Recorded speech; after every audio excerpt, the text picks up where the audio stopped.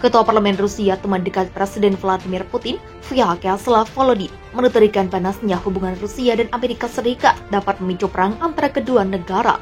Volodin menuturkan apabila perang pecah di antara dua kekuatan dunia itu, maka Rusia akan lebih dulu menyerang Alaska untuk kemudian menyerbu AS. Dirinya bahkan menyebut wilayah kedaulatan AS itu sebenarnya merupakan milik Moskow. Ketika mereka anggota parlemen AS mencoba untuk mengambil aset kami di luar negeri, mereka harus menyadari bahwa kami juga memiliki sesuatu untuk diklaim kembali, kata Volodin dalam pertemuan dengan pejabat Rusia pada hari Rabu 6 Juni, seperti dikutip dari Newsweek. Sebagai informasi, Alaska pernah menjadi bagian dari Rusia, wilayah seluas 1,7 juta kilometer persegi. Itu baru menjadi milik AS ketika Gedung Putih membelinya pada 30 Maret 1867 dengan harga 7,2 juta dolar AS. Barulah pada 1959, Alaska dijadikan sebagai salah satu negara bagian negeri Paman Sam pada 1959 bersama dengan Hawaii. Meskipun kepemilikan Rusia atas Alaska berakhir lebih dari seabad yang lalu, keduanya masih berbagi kedekatan geografis hingga kini. Pasalnya, daratan Alaska dan Rusia hanya berjarak 55 mil, bahkan Pulau Big Diomede yang merupakan milik Rusia dan Pulau Little Diomede yang menjadi wilayah Alaska AS berjarak kurang dari 3 mil pada titik terdekat mereka di Selat Bering. Tak hanya Volodin, anggota parlemen Rusia lain, Oleg Matveichev, juga mendesak pengembalian semua properti Rusia di AS termasuk Alaska. Menanggapi hal itu, Gubernur Alaska Mike Dunleavy bereaksi dengan menekankan bahwa wilayah yang dipimpinnya tidak akan tinggal diam dengan semua kekuatan militer yang dimiliki Alaska. Semoga beruntung dengan itu, tidak jika kami memiliki sesuatu untuk dikatakan tentang itu.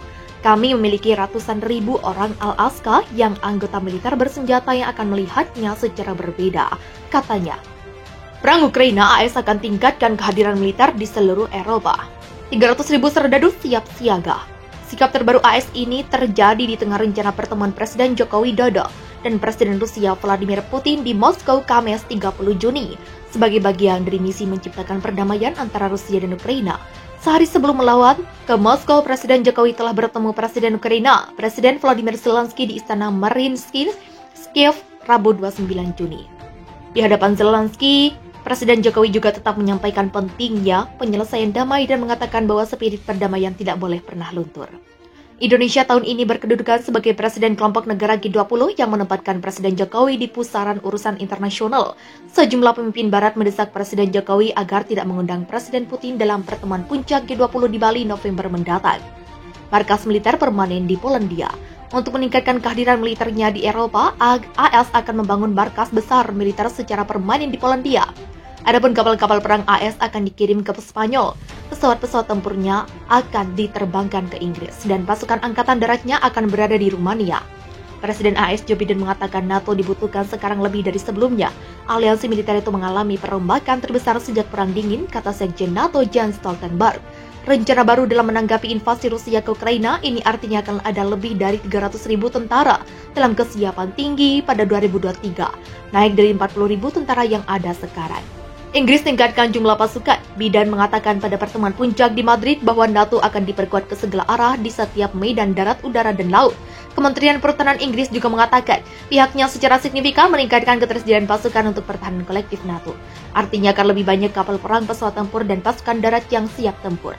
Kementerian Pertahanan Inggris tidak akan memberikan perincian tentang jumlahnya karena informasi ini tergolong masalah sensitif bagi militer. Pengumuman AS tentang rencana kehadiran pasukan militernya di seluruh Eropa, tetapi secara khusus akan ditekankan di Eropa Timur yang ditandai rencana pembangunan markas permanen yang baru. Di sanalah rencananya Korps kelima Angkatan Darat akan berbasis.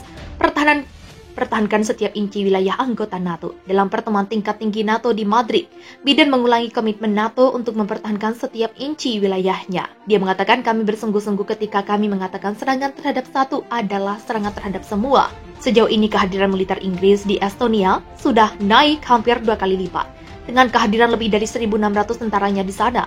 Pada pertemuan puncak, para pemimpin NATO menyepakati untuk menerima negara-negara Nordik yang sebelumnya netral, Finlandia dan Swedia, untuk bergabung dalam aliansi itu. Keanggotaan dua negara itu perlu diratifikasi oleh pemerintah dari 30 negara anggota NATO. Joe Biden mengatakan keputusan ini justru tidak diinginkan oleh Presiden Rusia Vladimir Putin dan mengatakan strateginya menyerang Ukraina merupakan bumerang. Sekretaris Jenderal NATO Jens Stoltenberg mengatakan Finlandia dan Swedia telah secara resmi diundang untuk bergabung Dia menggambarkannya sebagai proses pencapaian tercepat yang pernah ada seraya memperkirakan akan ada kemajuan cepat yang terus berlanjut. Finlandia dan Swedia saat ini harus menunjukkan bahwa mereka memenuhi standar NATO dalam politik hukum dan angkatan bersenjata mereka, sesuatu yang diharapkan relatif mudah bagi negara-negara Nordik. Stoltenberg mengatakan Ukraina dapat terus mengandalkan bantuan aliansi dalam menghadapi agresi Rusia selama diperlukan. Dia kemudian menambahkan Ukraina berjuang untuk kemerdekaannya, tetapi juga demi nilai-nilai yang dimiliki NATO. Dia mengatakan negara-negara anggota NATO telah menyetujui paket bantuan komprehensif untuk Ukraina, diantaranya mencakup bahan bakar, pasukan medis pelindung tubuh, sistem anti-drone, dan peralatan untuk menjinakkan ranjau. Semua referensi kemitraan dengan Rusia atau China telah berlalu. Dalam dokumen setebal 11 halaman, konsep strategis yang diperbarui NATO menjelaskan bagaimana aliansi tersebut memandang adanya ancaman yang dihadapi negara-negara demokrasi barat dan bagaimana rencana untuk menghadapinya. Federasi Rusia kata NATO adalah ancaman paling signifikan dan langsung terhadap keamanan aliansi militer ini, perdamaian serta stabilitas di kawasan Euro-Atlantik. Dokumen itu menyebut kami tidak dapat menganggap Rusia sebagai mitra kami, tetapi kami tetap bersedia membuka saluran komunikasi dengan Moskow demi mencegah eskalasi. Kemitraan strategis yang mendalam antara Rusia dan China bertentangan dengan nilai-nilai dan kepentingan NATO. Demikian penjelasan dokumen itu.